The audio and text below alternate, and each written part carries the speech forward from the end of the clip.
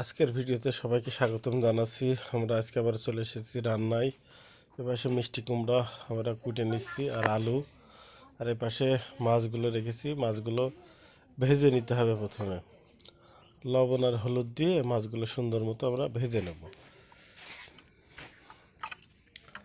লবণ আর হলুদটা সুন্দর মতো সব জায়গায় মাখায় নেব, তাহলে কালারটা ভালো আসবে। এবং লবণ যদি সব জায়গায় সময় মতো যায় তাহলে আরও মাছের স্বাদটাও বেড়ে যাবে। এপাশে ওয়াশ করে রাখা হয়েছে, এপাশে পেঁয়াজ মরিচ, আর এপাশে মাছগুলো মাখায় নিচ্ছে। এখন মাছগুলো প্রথমে আমরা ভেজে নেব। কড়াইয়ে তেল দিয়ে নিচ্ছি, তেলটা গরম হয়ে গেছে।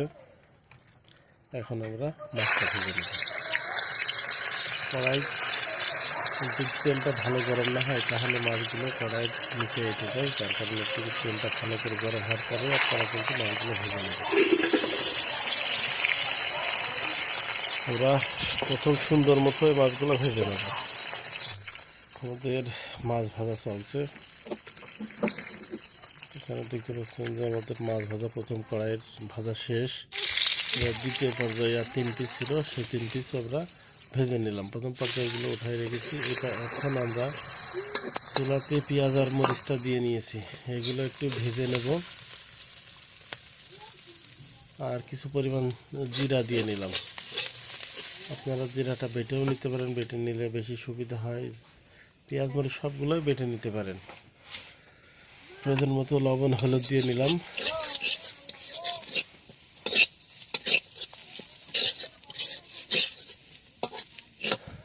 এবার এটা বেশ কিছু সময় ভাজার পর এখন আমরা একটু চেক করে নিচ্ছি যে একটু পোড়া পোড়া মতো হয়েছে কিনা, পেঁয়াজের রসটা যেন না থাকে।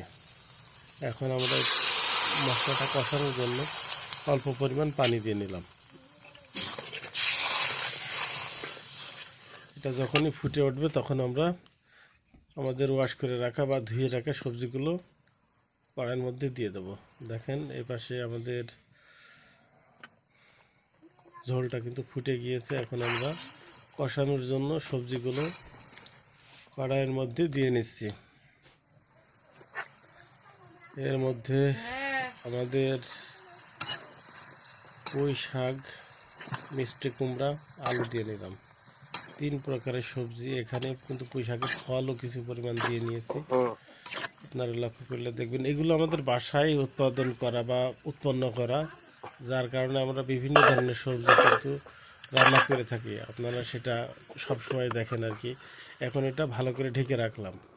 বেশ কিছু সময় ঢেকে রাখার পর প্রথম পর্যায়ে আমরা এটা ঢাকনাটা উঠাই দেখি যে কী অবস্থা, এবং কিছু সময় ধরে নাড়াচাড়া করে দিই যেন সব জায়গায় সমান মতো সিদ্ধ হয়।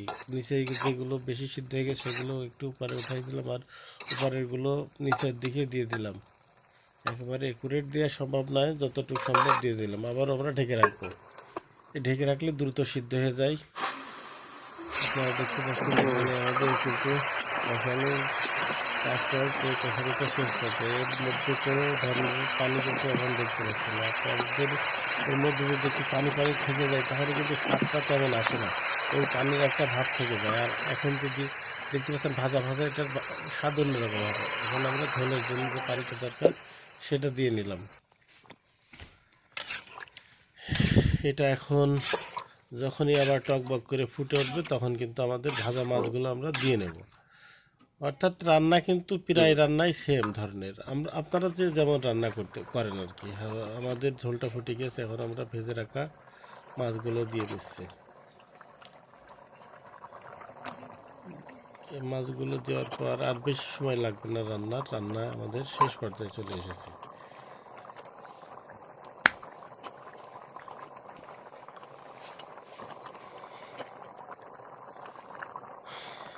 আপনারা এভাবে বাসায় অল্প সময়ের মধ্যে সঠিকভাবে বা একটু ভিন্নভাবেও আপনাদের রান্না কিন্তু করতে পারেন।